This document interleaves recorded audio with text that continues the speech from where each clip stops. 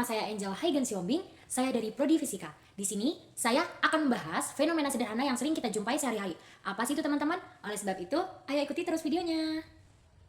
Haha, halo hai teman-teman. Sebelum kita lanjut videonya, teman, izinkan saya memperkenalkan diri. Nama saya Angel Haigen Siombing. Kalian bisa panggil saya Angel. Saya dari Prodi Fisika. Oke teman-teman, kalian penasaran nggak? Oke teman-teman, jadi fenomena yang saya ambil ini tidak jauh dari kehidupan sehari-hari kita. Apa ya teman-teman? Nah, saya mengambil fenomena pemanasan air. Jadi, saat kita memanaskan air di atas kompor, suhunya itu meningkat seiring waktu hingga mencapai titik didih. Nah, fenomena inilah yang dijelaskan dengan konsep fisika. Kita akan mensimulasikannya menggunakan MATLAB. Teman-teman, di sini jadi secara fisika perubahan suhu air itu saat dipanaskan dapat dijelaskan dengan persamaan Kähler, yaitu Q sama dengan M kali C kali delta T. Nah, di mana Q itu adalah nilai energi panas, M itu adalah massa air, lalu ada kalor jenis, dan delta T itu perubahan suhu. Inilah contoh fenomena fisika yang saya ambil dan akan simulasikan ke MATLAB.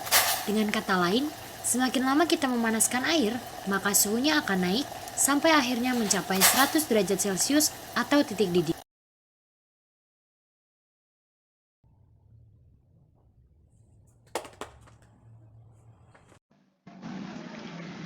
Oke teman-teman, inilah kode MATLAB dengan bentuk atau fenomena yang sudah saya jelaskan tadi, yaitu simulasi pemanasan air.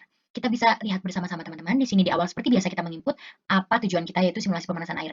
Dan di sini seperti tadi yang sudah saya jelaskan, saya sudah menyebutkan kita mempunyai massa air 0,5 kilogram, kita mempunyai kalor jenis air, kita mempunyai daya pemanas, kita punya suhu awal dan waktu 10 menit. Nah, di sini kita input juga persamaan suhu terhadap waktu. Ini adalah penurunan rumus yang sudah tadi saya jelaskan di awal.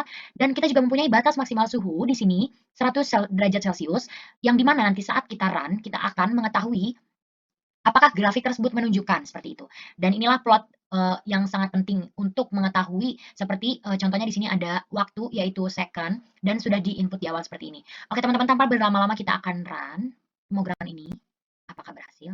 Ya, teman-teman, kita bisa menampilkan bersama-sama di sini. Grafiknya sangat-sangat menunjukkan sesuai dengan apa yang sudah kita perintah tadi di sini ya teman-teman. Terlihat kan? Di sini kita mempunyai batas maksimal suhu yaitu 100 derajat Celcius. Nah, ini dia teman-teman. Dia sudah mencapai titik yang sudah kita buat yaitu 100 derajat Celcius. Begitu teman-teman, keren sekali bukan? Sangat keren. Kita bisa membuat listingan dari suatu fenomena fisika teman-teman. Wah, keren banget. Jangan lupa ya teman-teman, kita sama-sama coba. See you, bye-bye.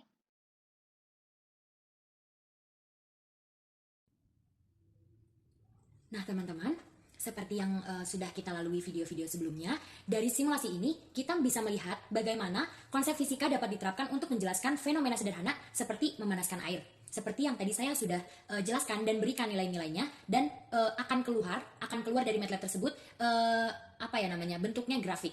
Nah, jadi fisika dan pemrograman itu saling mendukung untuk memahami dunia di sekitar kita, begitu teman-teman. Jadi hebat banget kan ya teman-teman.